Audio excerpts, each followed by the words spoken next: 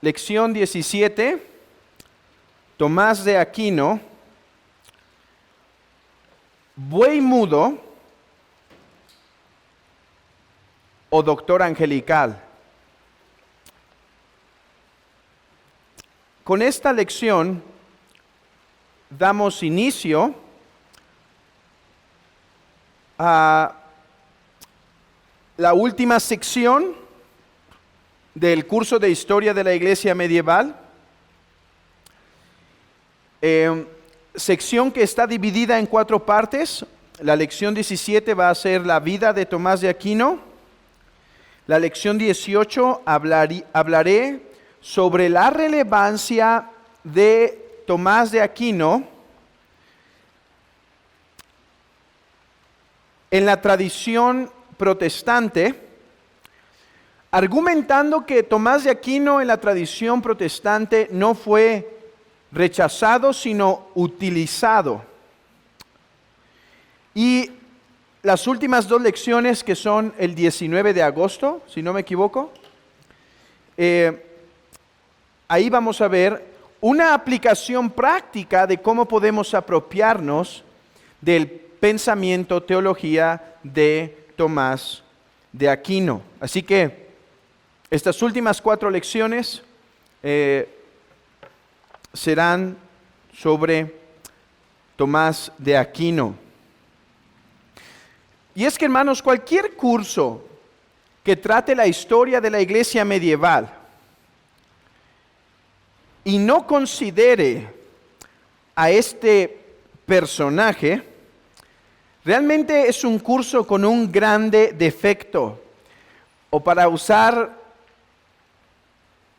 un dicho común o un dicho que está en boga, sería un defecto fatal. Algunos dirían que usar a Tomás de Aquino es un defecto fatal. Yo diría que ignorar a Tomás de Aquino es un defecto fatal.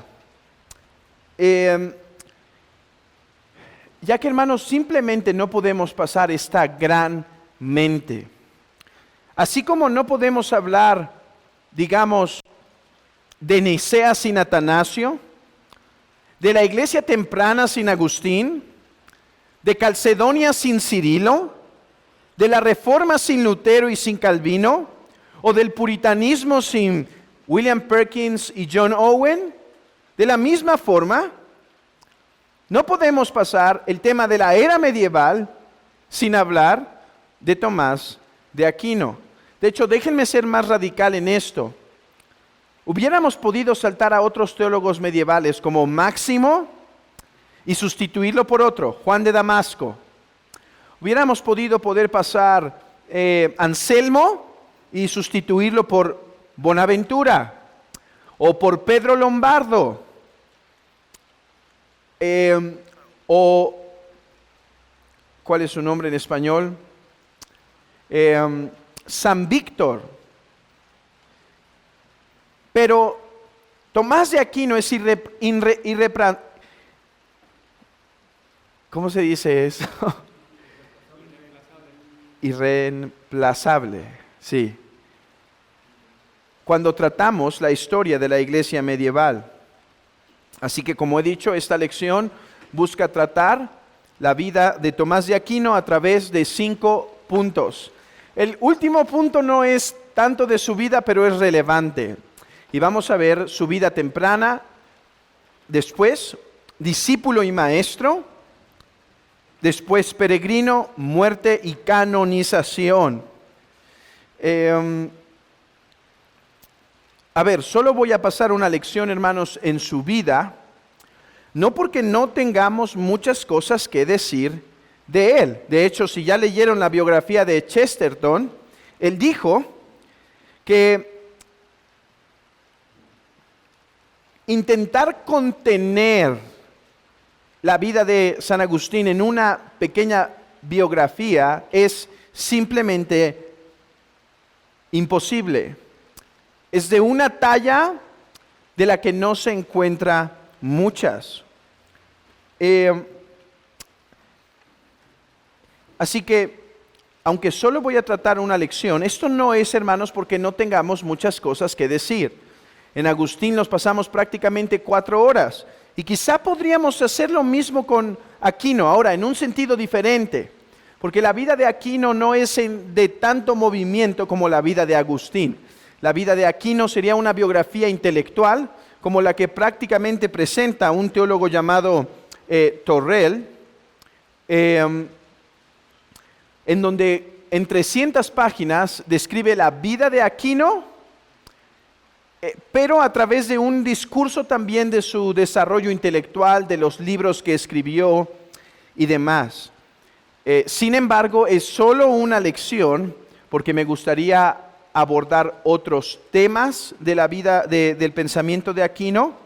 Además, que es uno de sus requerimientos para esta clase, leer la biografía de Chesterton, Santo Tomás de Aquino. Esta pequeña obra, digerible, en unas partes es un poco confuso, si no estamos tan acostumbrados a la historia de la iglesia medieval, pero creo que hace relevante a este hombre. Ahora, déjenme darles unas palabras de ánimo sobre el valor de que esta biografía esté en español. Porque alguien puede decir, bueno, es que el hermano siempre nos pone simplemente lo que hay en español, y es cierto, no lo mejor, sino lo que hay en español. Pero en este caso, hermanos, lo mejor está en español. Y déjenme leerles unos comentarios sobre la importancia de esta obra, por ejemplo, de un teólogo francés llamado Anthony Gilson, uno de los mayores eruditos en Tomás de Aquino. Él dijo esto sobre la biografía que hizo Chesterton. Escuchen. Chesterton hace que uno se frustre. Llevo toda la vida estudiando a Santo Tomás y nunca podría haber escrito un libro así. Este comentario, a ver, hermanos, si ustedes se meten a Amazon o a alguna página en el internet para ver las obras de Anthony Gilson, uno se dará cuenta que este hombre era un erudito y un especialista en la historia medieval impresionante. Muchas de sus obras están traducidas al inglés y algunas, de hecho, al español. Así que, por ejemplo, tiene un libro en español que se llama La historia de la filosofía medieval y lo pueden conseguir en español, y creo que algunos otros 2 pueden estar en español. Entonces, cuando él dice, a ver, yo llevo toda la vida estudiando Tomás de Aquino, y ver la forma en que Chesterton lo hace simplemente lo frustra a uno. Bueno, este comentario surgió porque la casa publicadora de la obra original de Chesterton tenía dudas sobre si en verdad era tan buena, por lo cual incluso con esta respuesta ellos le volvieron a preguntar a Gilson, a ver, ¿en serio crees que es buena? Y esto contestó, la considero sin comparación posible, el mejor libro jamás escrito sobre Santo Tomás. Todo el mundo admitirá sin duda que se trata de un libro inteligente, pero los pocos lectores que han dedicado 20 o 30 años al estudio de Santo Tomás de Aquino y que tal vez han publicado ellos mismos 2 o 3 volúmenes sobre el tema, no pueden dejar de percibir que el llamado ingenio de Chesterton ha puesto en evidencia su erudición. Él ha dicho todo lo que ellos fueron más o menos torpes en intentar expresar en fórmulas académicas. A ver, creo que está exagerando un poco,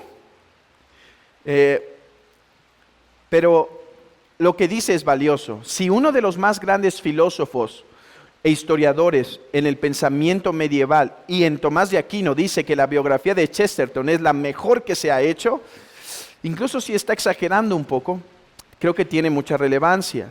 Así que por eso no vamos a abordar todas 2 o 3 lecciones de la biografía de Aquino, porque quiero abordar otros temas, y en segundo lugar, hermanos, porque el material que ustedes tienen que leer será de mucho aliento y de mucha buena información a la luz de lo que hemos visto. Bueno, habiendo dicho eso, comencemos con la obra, con la vida de Tomás de Aquino.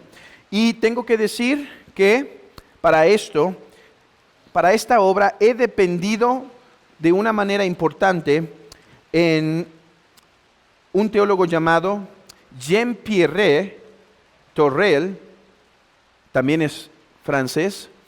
Muchos hombres franceses se han dedicado al pensamiento de Tomás de Aquino, de manera que si alguien hace algún día estudios serios de Tomás de Aquino, no solo debe aprender inglés para leer las mejores obras en inglés, debería aprender a leer francés e italiano, y latín para poder hacer sus estudios, ya que hay muchas obras en francés que no están traducidas, pero esta recientemente ha sido traducida al inglés. Ok, vida temprana. Digamos algo sobre la vida temprana de Aquino. Tomás nació en una familia adinerada. Una familia, no mercader, no adinerada por buenos negocios, sino una familia de la aristocracia. Ahora, recuerden que estamos en el pico del feudalismo. Aquí es donde les está yendo mejor y al mismo tiempo es el declive. Así que ellos pertenecen al mundo feudal y ellos son una familia de la aristocracia. Aquino nació literalmente en un castillo, en el castillo de Roca Seca, entre Roma y Nápoles, cerca del pueblo de Aquino, al sur de Italia, sobre el año aproximadamente 1224 y 1225. No se tiene información exacta, pero se calcula que fue entre 1224 o 25. Aquí tengo que hacer una aclaración que no solo tenemos poca información de su fecha de nacimiento, sino en general de su vida temprana, así que son escasos los puntos que podemos notar. Vale mencionar, hermanos, que Tomás de Aquino es un italiano, ¿sí? Nació en una provincia italiana. Sin embargo, sus padres, ambos, tenían ascendencia germana. Así que esta combinación que dio la era medieval, de la que ya hemos hablado anteriormente. Sabemos que su padre se llamó Landolfo y su madre Teodora. De hecho, su madre es la segunda esposa de Landolfo, quienes tuvieron 4 hijos, 5 hijas. ¿Tengo esperanza? ¿Me falta una? Miren, tuvo 5 hijas y 4 hermanos. Y el último fue Tomás de Aquino. Así que tengo esperanza que al final me salga una mente brillante, quizá un varón de mente brillante. Bueno, oren por mí, por favor.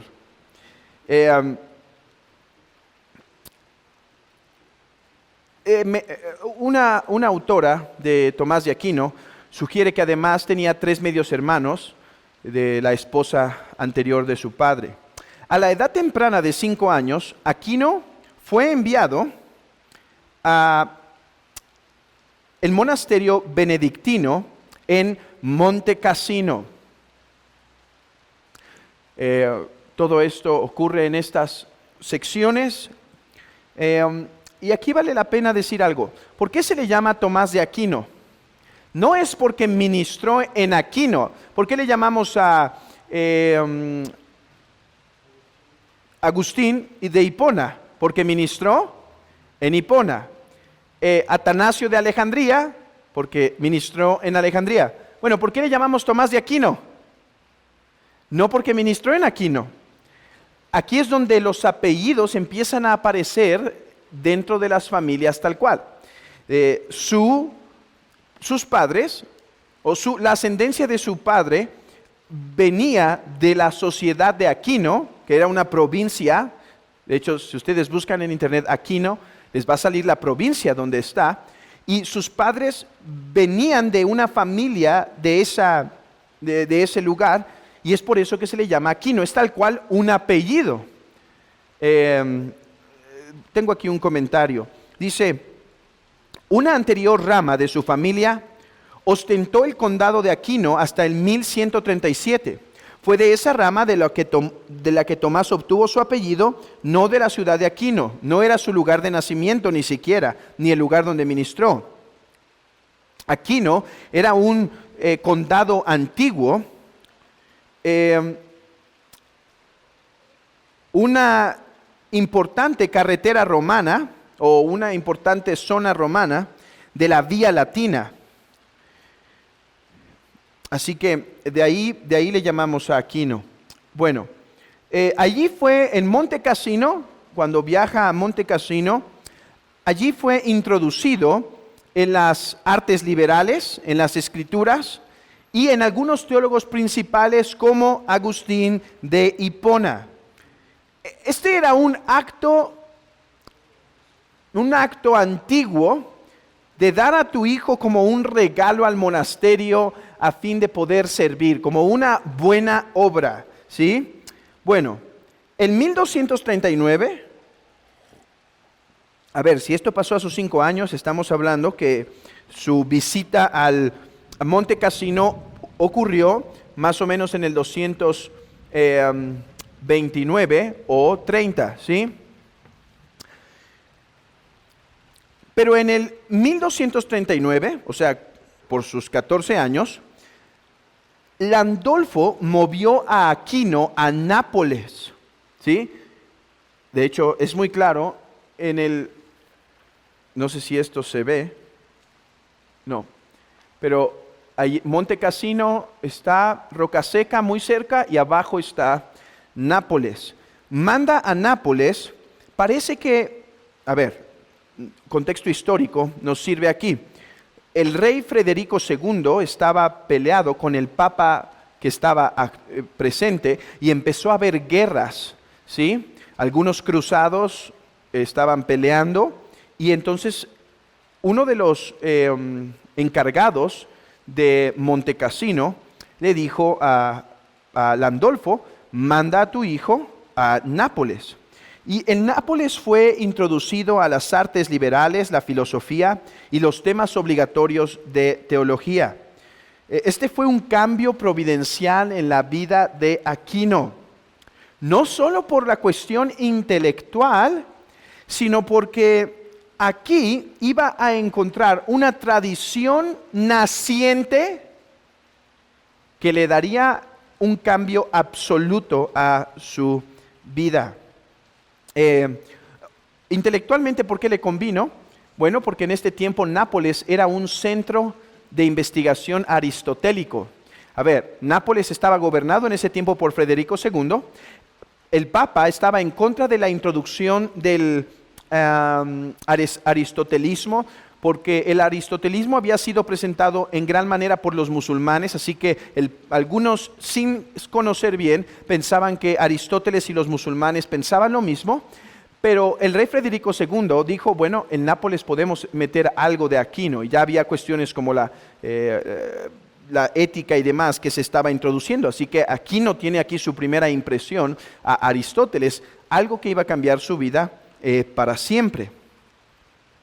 El deseo de Aquino, el deseo de la familia de Aquino, es que éste se preparara para que pudiera en algún momento convertirse en abad en el monasterio de Monte Cassino, por intereses quizá políticos económicos, o más que quizá, muy seguramente, porque las tierras de Rocaseca estaban siendo disputadas, como les he dicho, por Federico y el Papa. Así que tener ese dominio religioso de Monte Cassino iba a traerle poder a la misma familia. Bueno, pero para molestia de la familia cuando Aquino llega a Nápoles, por cerca de sus 16 años, o sea, han pasado 4 años. Han pasado en el 1239.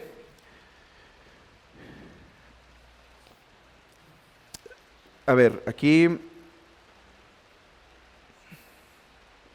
Sí, a esta edad es enviado a el monasterio. Pasa cerca de 9 años, tiene 14 años entonces, y entonces es enviado a Nápoles. Allí encuentra, después de haber pasado 2 años en Nápoles, una fracción religiosa que abraza su atención: los dominicos. Los dominicos.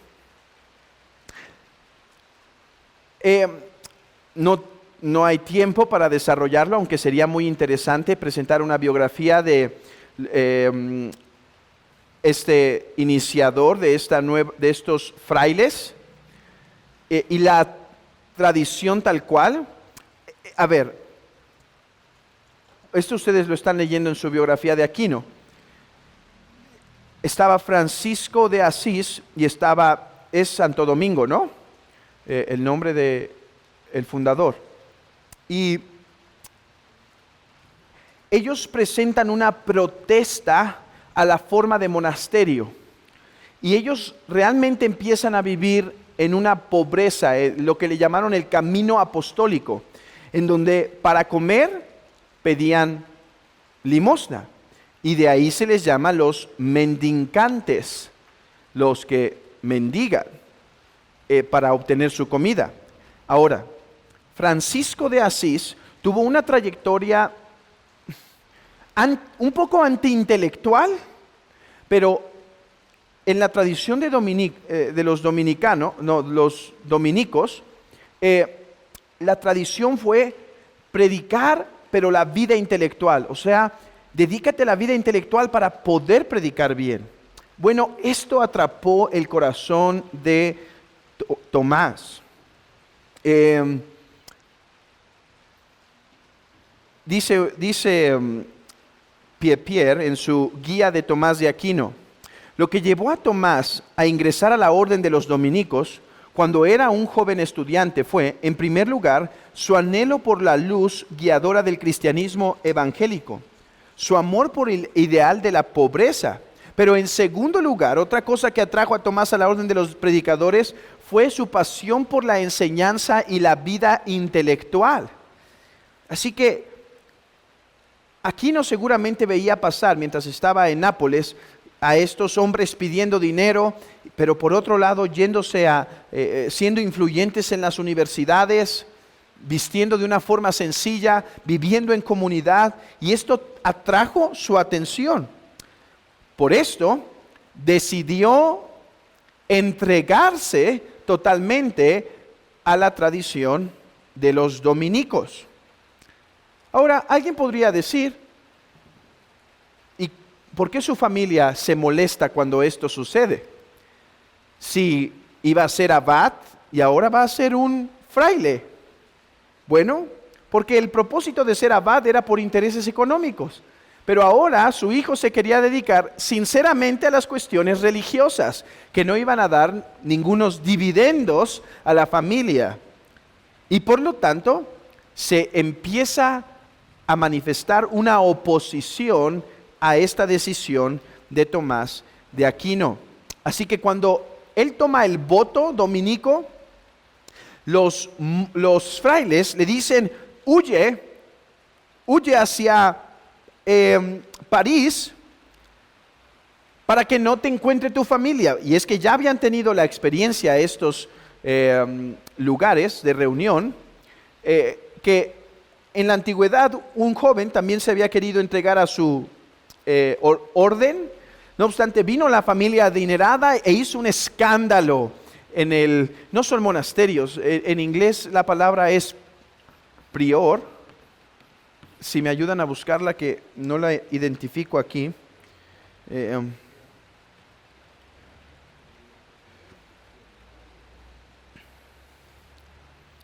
No es tal cual monasterio, porque el monasterio pertenece a los monjes, pero bueno, podemos seguir. Y entonces, ¿convento?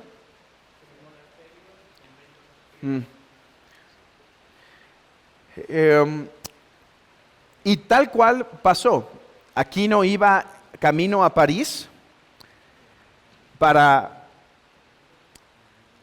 a París para esconderse y al mismo tiempo porque era el mejor lugar donde podía seguir sus estudios. Pero su madre manda por él. Su padre seguramente ya había muerto unos años atrás y su madre manda por él. Pero no lo alcanza en Nápoles y tampoco lo alcanza en Roma. Así que llama a uno de sus hijos, que era soldado, de hecho uno de sus hermanos muere, muere porque hace batalla en contra de Federico II. Un tiempo sus alianzas estuvieron con Federico II, después con el Papa. Bueno, aquí su alianza estaba con Federico II y su madre dice: intercepta a tu hermano.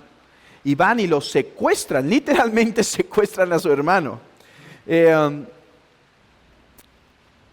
Algo que yo pienso que guardó un resentimiento en Tomás de Aquino para toda su vida, o no un resentimiento, sino la familia se tiene que mantener a su distancia cuando se tratan de cosas espirituales.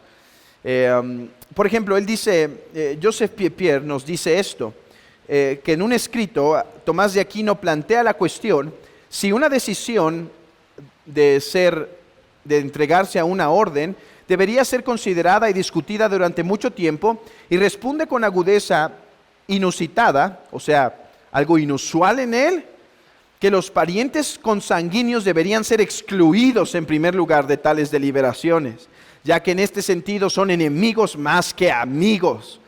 Y él lo experimentó porque lo secuestran y lo llevan a otros de sus propiedades.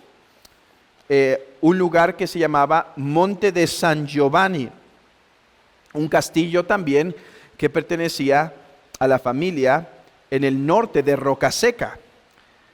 Y es aquí donde ocurre el incidente, no sé si ustedes han escuchado, pero es famoso el incidente de la mujer con la que tiene que quemar. ¿Por qué? Porque con tal de hacerle abandonar sus votos, lo encierran en el castillo, meten a esta mujer para que lo seduzca, para que lo hiciera caer en pecado, y él agarra literalmente un bastón de la chimenea y la quema para que se aleje de él, lo cual hace que termine saliendo, y con ese mismo palo pone una cruz en la puerta, diciendo así, o encomendándose así a Dios y renovando sus votos. Bueno, después de esto, sus hermanos lo mueven a Rocaseca, a su casa donde nace, e intentan convencerle por un año: por favor, abandona esto, no te conviene. No obstante, hermanos, este hombre era tenaz, ¿sí? De hecho, el apodo el buey mudo no está del todo mal, incluso por esto, porque era un hombre que era tenaz, iba a avanzar en sus objetivos. Y este tiempo no fue en vano para él. Pudo aprovechar buenos tiempos de oración, estudiar, memorizar la Biblia y memorizar buenas partes de las sentencias de Pedro Lombardo, el texto por excelencia de la época medieval antes de la Suma Teológica. Y memorizar varias partes. De hecho, les empezó a salir la situación al contrario, porque resulta que una de sus hermanas se convirtió a la vida monástica gracias a su énfasis y a su ímpetu en esto. Y así que al ver la familia que sus esfuerzos fallaban, lo dejaron ir a Nápoles después de un año, y esto ya es en el 1245, a sus 20 años. para que se ofreciera a la orden dominicana. Se suele decir que escapó por una ventana, pero eso es falso. Se dice que su mamá la convenció y le puso una cuerda para que escapara. No, parece que simplemente salió por la puerta grande. Esto sabemos porque, de hecho, se suele mencionar que su relación con su familia se quedó lastimada. Y de hecho, a la luz del último texto que leímos, pareciera, ¿no? Pero realmente, hermanos, Aquino tuvo una buena relación con su familia hasta el fin de sus días. De hecho, el comentario de Job lo dedica a uno de sus hermanos, quien es al que se lo pide, que se lo escriba. Al final, cuando vuelve a regresar a Nápoles para enseñar un tiempo, suele ir y venir un tiempo a su casa. Y de hecho, cuando cae en ese éxtasis donde se pone mal, su amigo lo invita a que regrese a su casa para que pase tiempo con su familia. Así que es falso que su relación con su familia simplemente fue mala. Así que esto es la vida temprana de Aquino hasta sus 20 años, hasta que se entrega a la orden dominicana. ¿O dominica? No, dominicana.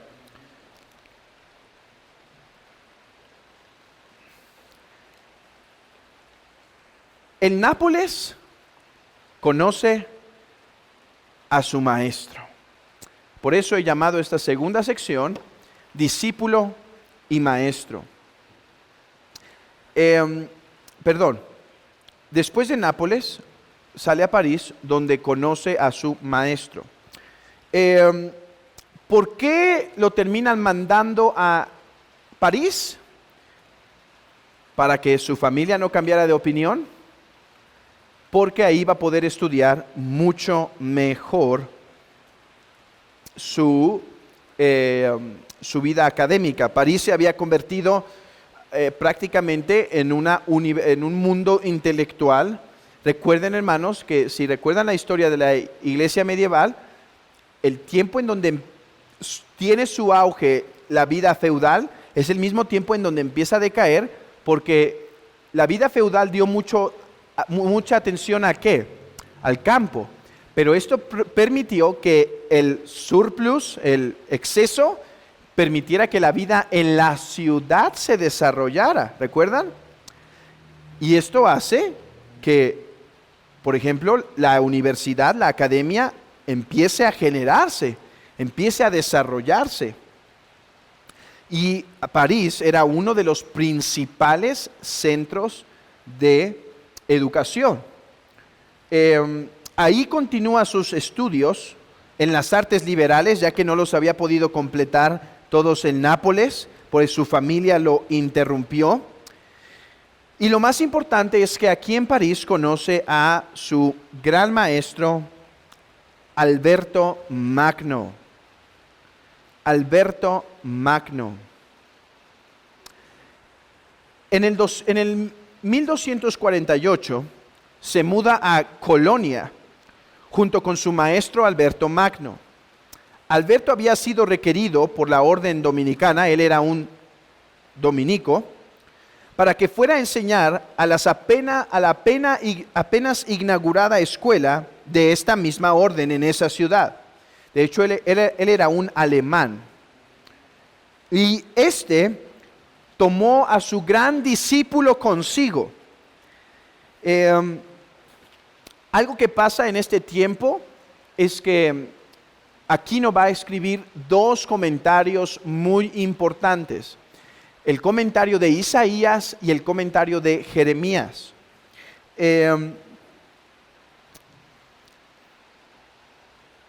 Alberto no solo lo empuja, ya que se convierte en un tipo de maestro asistente, no solo lo empuja a que estudie las escrituras con mucho detalle, sino que al mismo tiempo lo introduce, hermanos, a un aristotelismo más ligero a la luz del platonismo, o un aristotelismo moldeado por el platonismo, ya que Alberto era experto en Dionisio el Areopagita. Hermanos, se dice de su relación que fue una relación muy hermosa de maestro y alumno.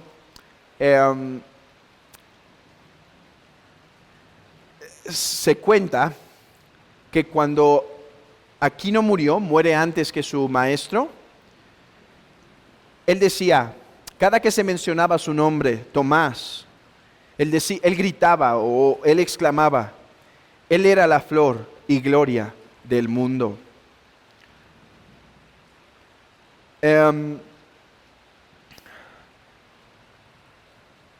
Déjenme pausar aquí y decir lo siguiente, hermanos,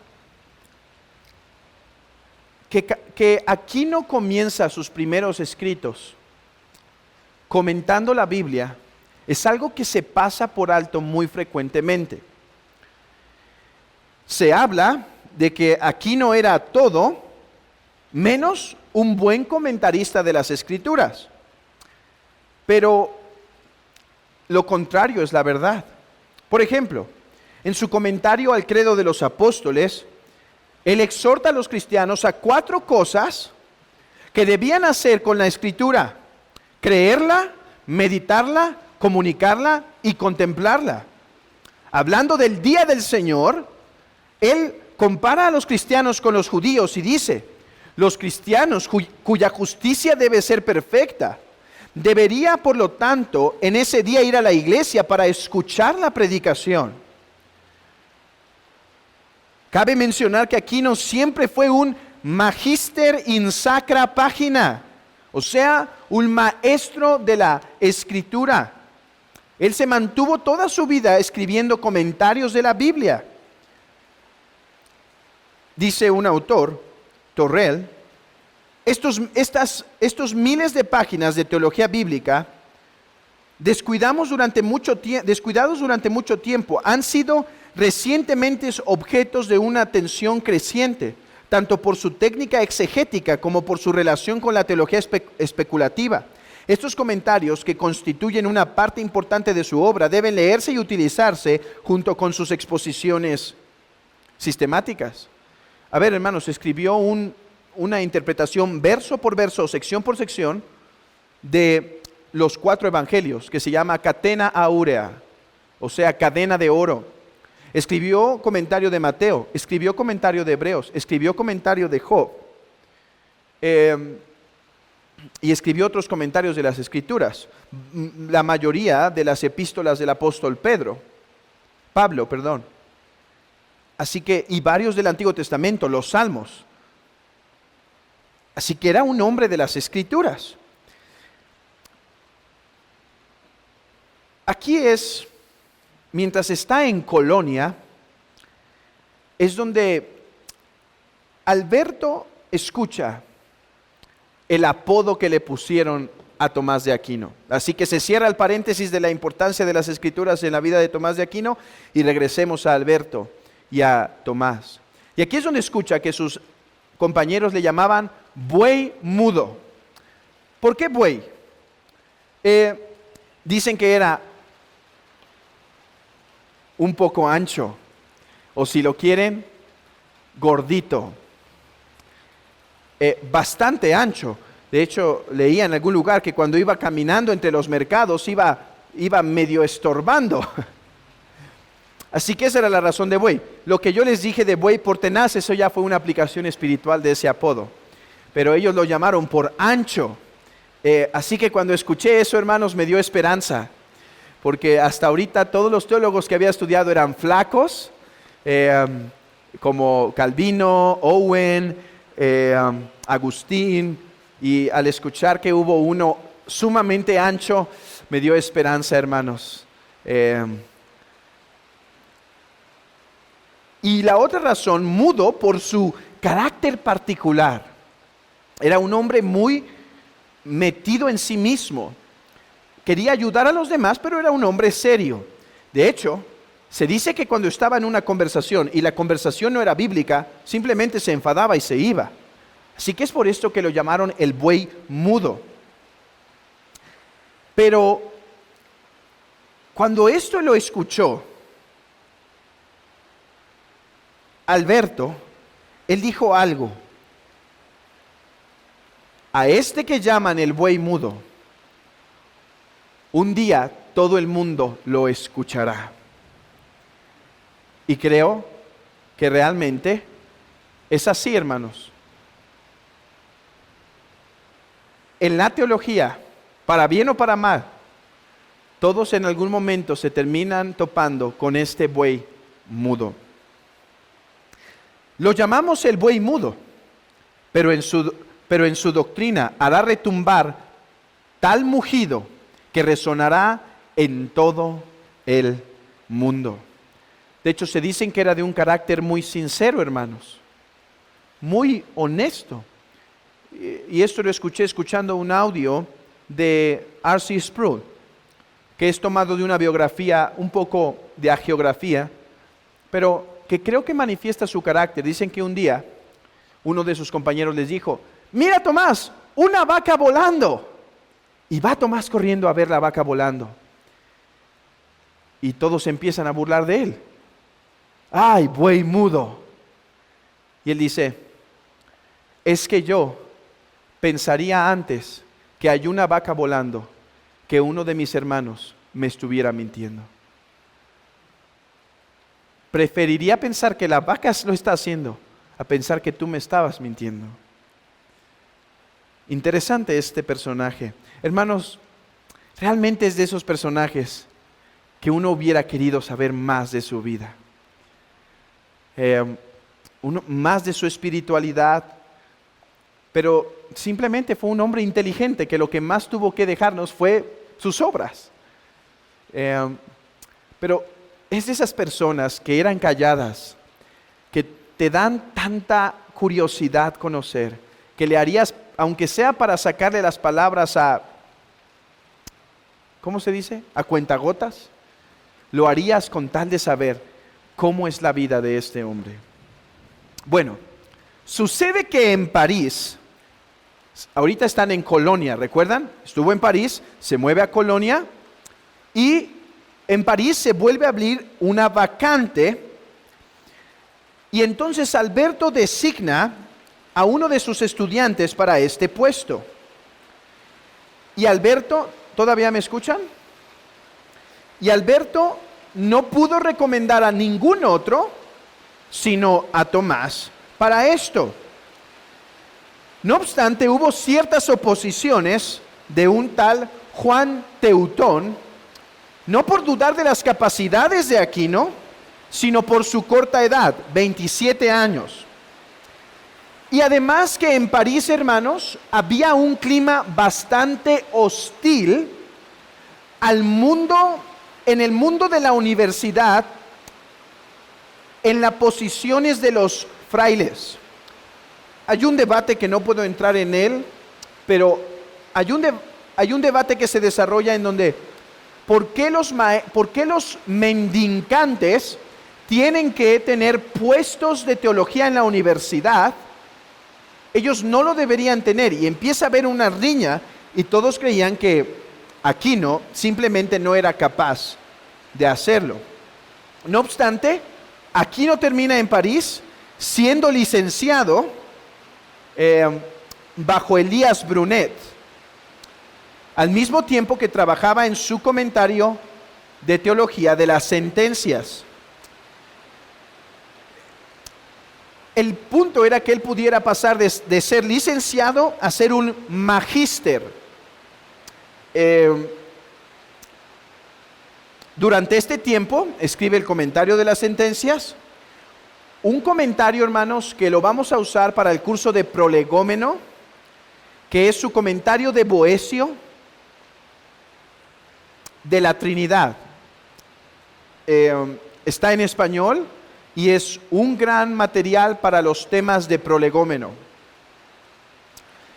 Y también en este tiempo empieza a trabajar en su Suma contra Gentiles, en la cual se dice que busca por la razón indagar aquellas cosas sobre Dios que la razón humana puede investigar. Una de sus labores principales en este puesto de licenciado y después de magíster era explicar el significado gramatical de las Escrituras. Hermanos, ¿se sorprenderían que Aquino fue uno de los promotores de la interpretación literal? La interpretación literal fue uno de sus énfasis. Bueno, en 1256, Anselmo es nombrado oficialmente un magíster, Aquino. ¿Por qué se cambia esto? Sí, de Colonia se va a París, ahí es licenciado y después magíster en el 1256. Aquino da su lección inaugural en el Salmo 103, versículo 13. Él riega los montes desde sus aposentos, del fruto de sus obras hacia la tierra.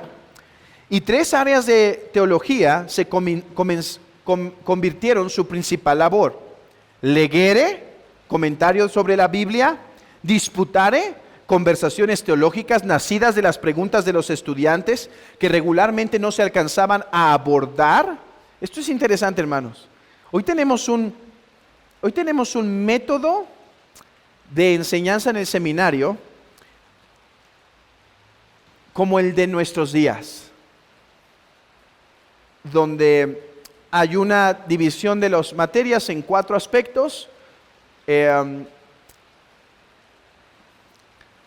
pero yo pienso que en algunos años, quizá 20, quizá 30, los seminarios, y si Dios permite el nuestro, debería regresar a la forma antigua. Legere, la exposición de la palabra, ir por un libro, Romanos, y escribió un comentario de Romanos.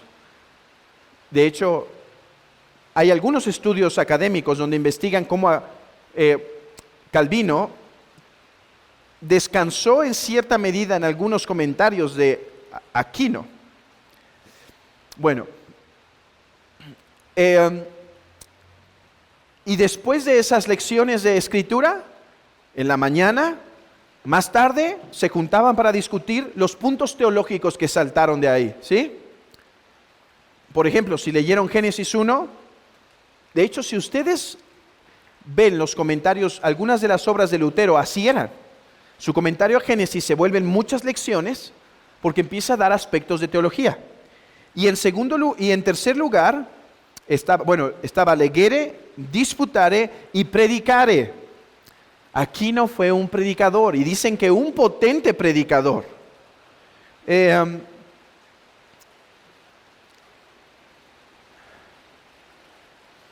Se dice que cuando Aquino comenzó su trabajo como maestro y empezó a dar sus lecciones, sus disputaciones, sus aspectos teológicos y su predicación, los salones se atiborraban con personas, de manera que era difícil acomodar a todos e incluso tenían que salir al aire libre para que él pudiera dar sus lecciones. Esta es su vida de preparación.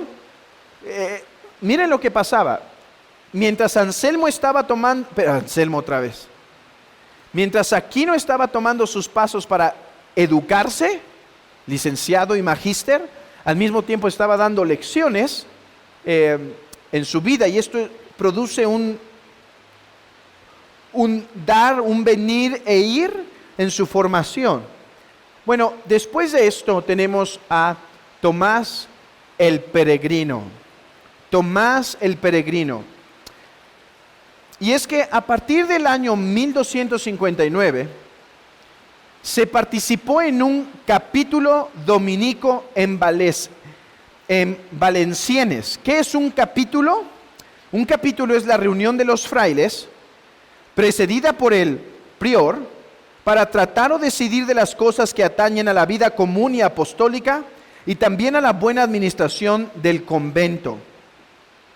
Así que se hace un prior en donde junto con otros magísteres dominicos argumentaron y establecieron algunos principios a fin de seguir caminando bajo los ideales de Santo Domingo.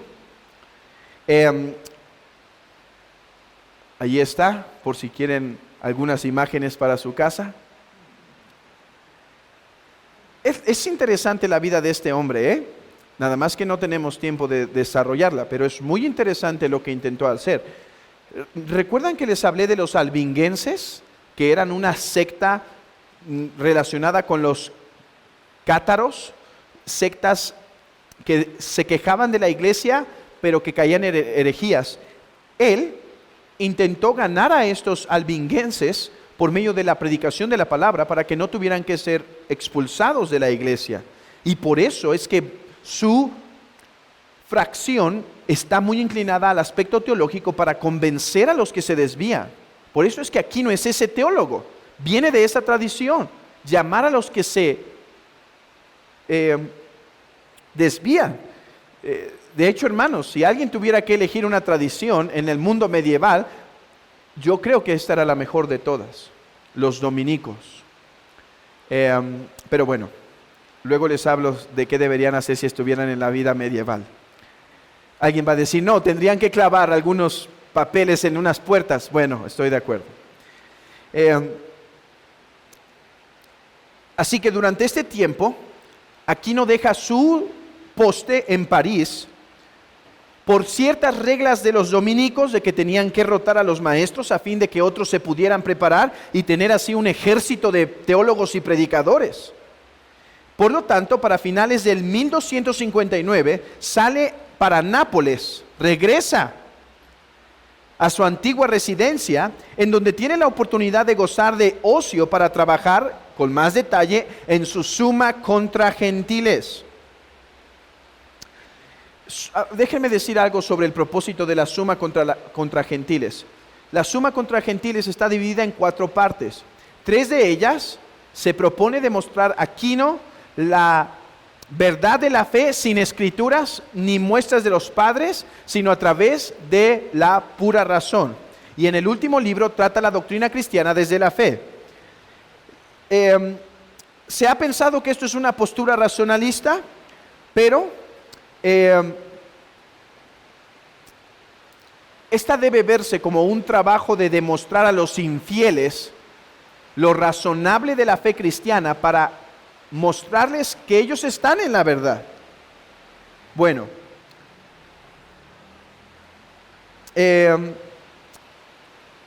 ¿por qué llamo esta sección peregrino?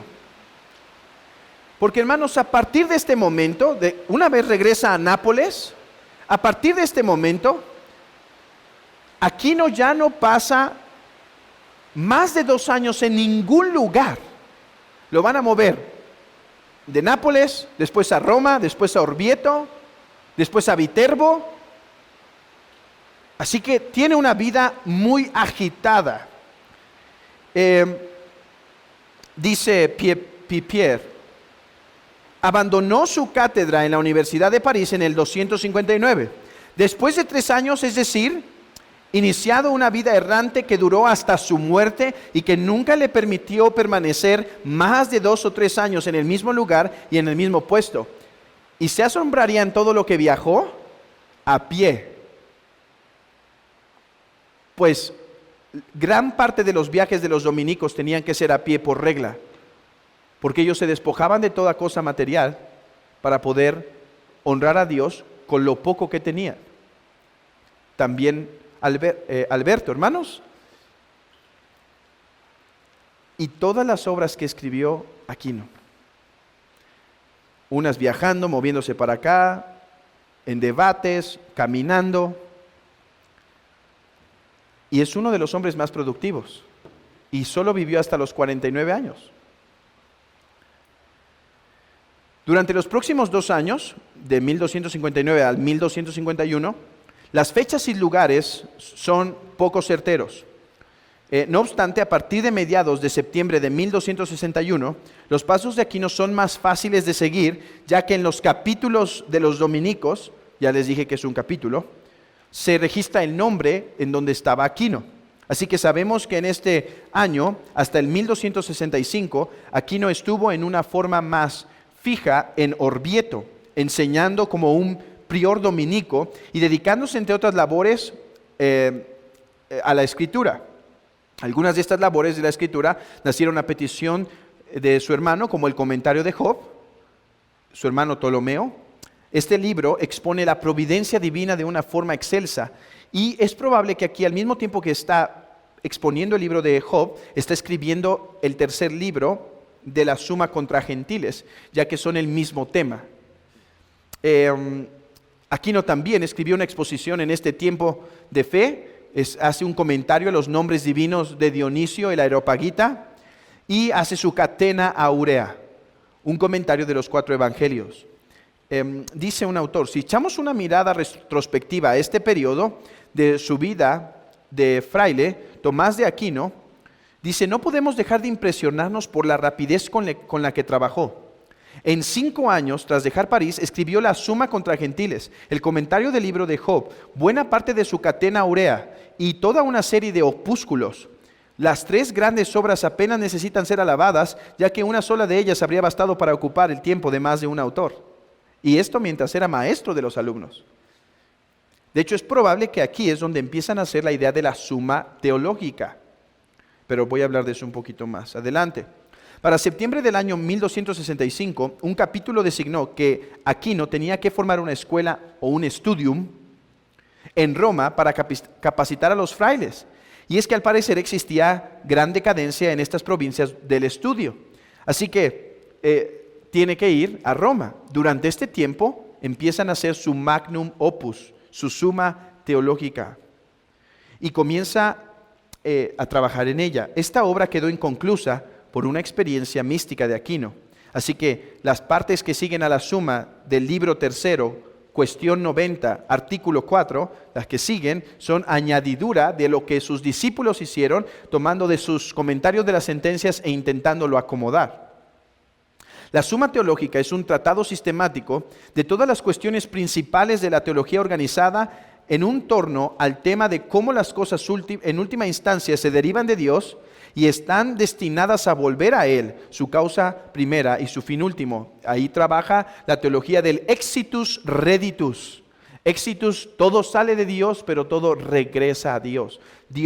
El hombre salió de Dios, pero para regresar a Dios. Exitus reditus. Esta obra tuvo sus inicios en Orvieto. ¿Y saben por qué nació, hermanos? Porque Aquino tenía una preocupación. Él escuchaba que los frailes eran, y en general se enseñaba morales. Debes hacer esto por esto, debes hacer esto y esto, debes hacer esto y esto.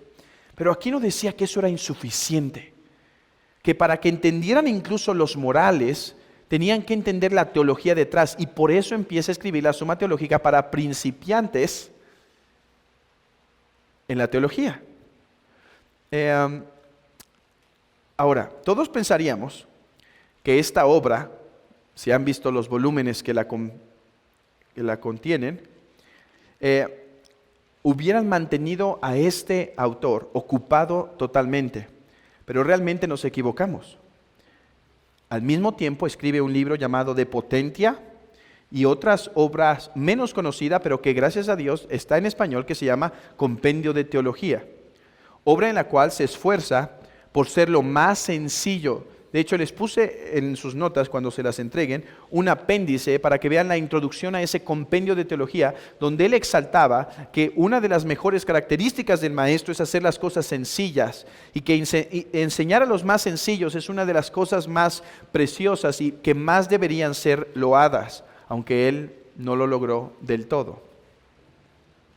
Hermanos, se dice que tenía 3 amanuenses a la vez, y que a uno le podía dictar capítulos de la Suma, mientras que otro de Potencia, mientras que otro de las Escrituras.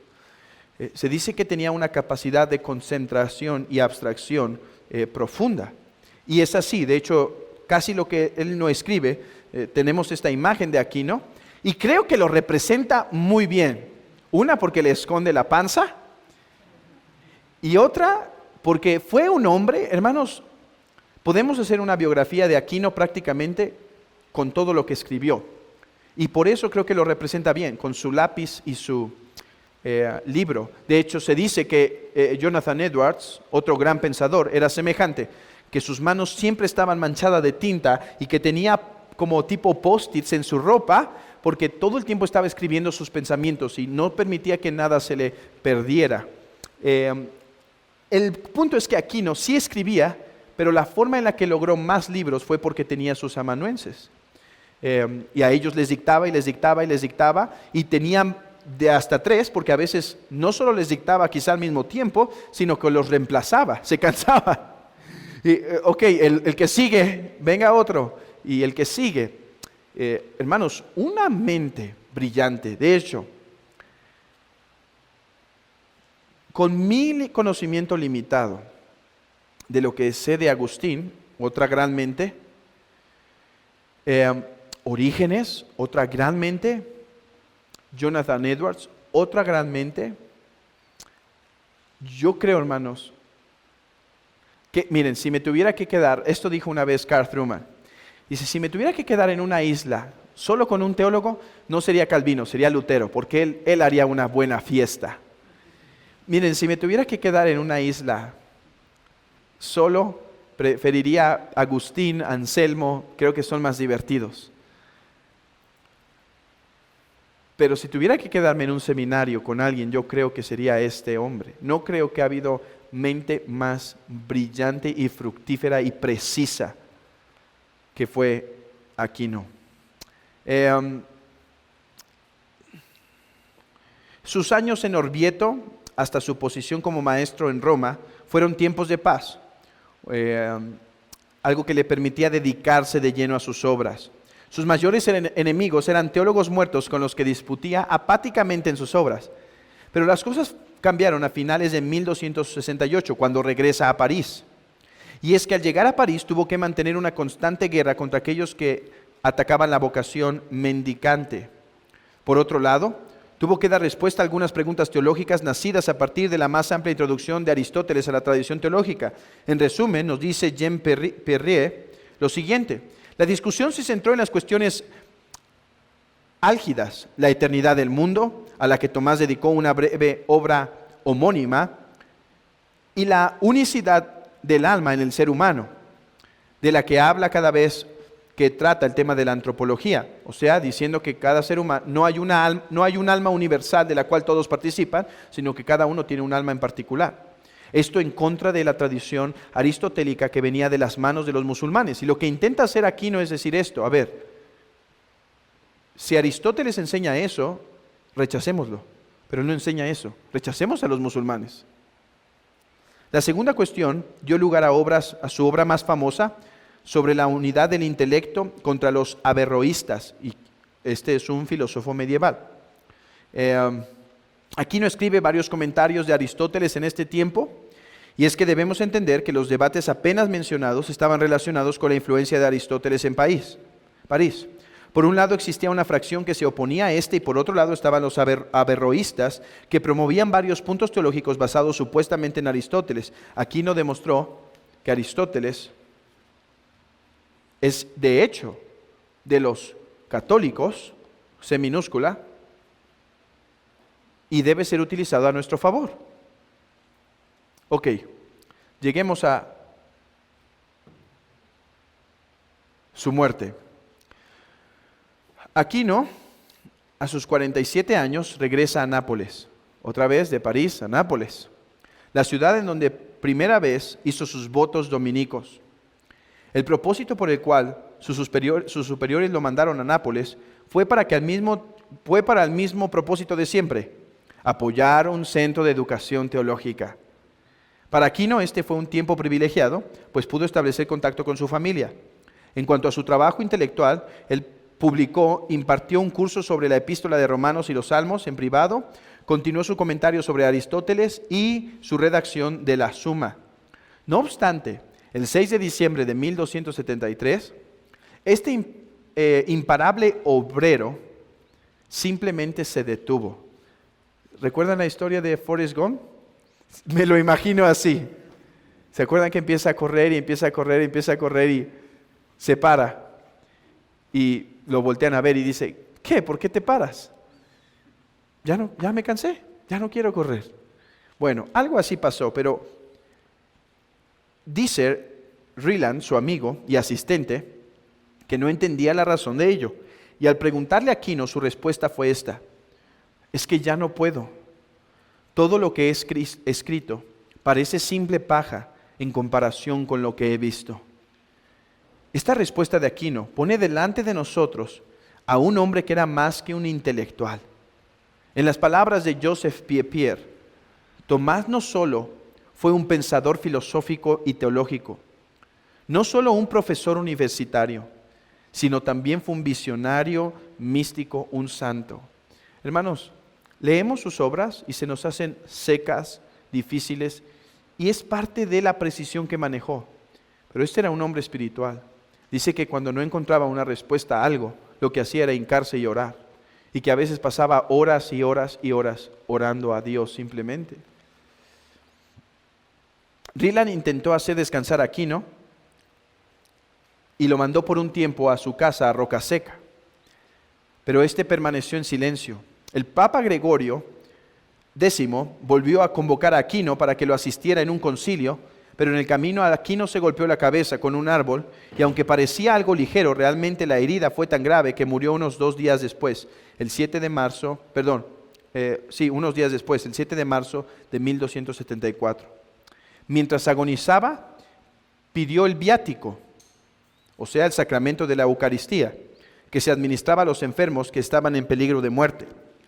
Cuando vio la hostia consagrada, se tiró al suelo y gritó: te recibo a ti, precio de mi redención, viático de mi peregrinación, por amor a quien he estudiado y velado, trabajado y predicado y enseñado. Nunca he dicho nada contra ti, pero si lo he hecho, es por ignorancia, y no persisto en mis opiniones, y si he hecho algo mal, lo dejo todo a las correcciones de la Iglesia romana. Es en esta obediencia a ella que parto de esta vida. Después de esto, ¿qué tenemos? Pues ya, su muerte. Bueno, no, su canonización. ¿Por qué su canonización? Porque esto nos permite ver qué pensó la iglesia de Aquino inmediatamente. Aquino fue canonizado el 18 de julio de 1323, aproximadamente 50 años después de su muerte. Interesantemente, Aquino no fue canonizado por milagros o por responder oraciones, sino simplemente por ser teólogo.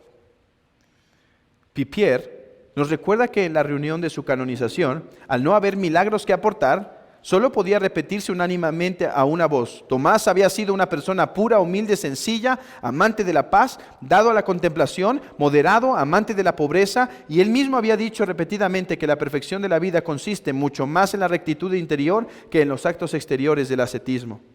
En 1567, Aquino fue declarado doctor de la Iglesia y en 1918 fue incorporado como uno de los grandes libros de leyes de la historia, el Codex Juris Canonici, que ordenaba que los sacerdotes de la Iglesia Católica deberían recibir su educación teológica y filosofía según el método, las doctrinas y los principios de Aquino. En esto vemos cumplida la profecía de Alberto el Grande, quien al escuchar que sus compañeros lo llamaban buey mudo, dijo: algún día el buey mudo sería escuchado en todas partes del mundo, y hasta el día de hoy es así. Esto es interesante. Aquino no tuvo un discípulo como tal, alguien que caminara cerca de él. ¿Saben por qué, hermanos? Porque simplemente creo que no había alguien que lo pudiera seguir. Contrario a Alberto el Grande, Aquino fue su discípulo, podríamos decir. Pero cuando el maestro sobrepasa tanto, es difícil que haya un discípulo que le pueda seguir. No obstante, tiene muchos discípulos, ya que hoy y en el mundo es estudiado. ¿Tienen algo? Ok, preparémonos para nuestra próxima lección así.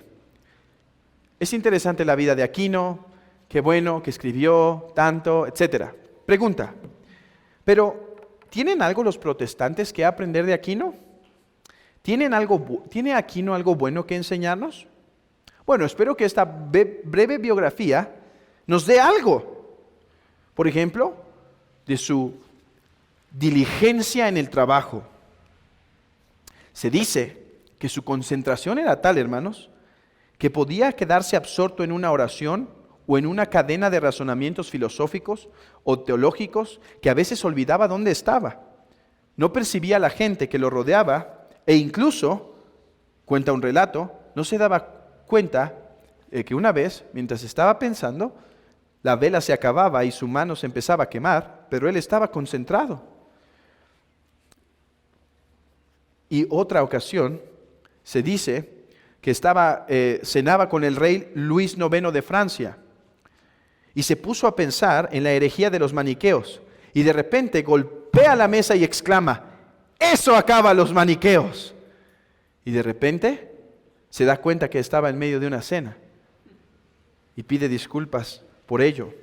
Así que creo que podríamos ver su determinación para la vida espiritual, su deseo de caminar en la pobreza, de ser una persona sencilla, su dedicación al trabajo, su énfasis en trabajar para el Señor.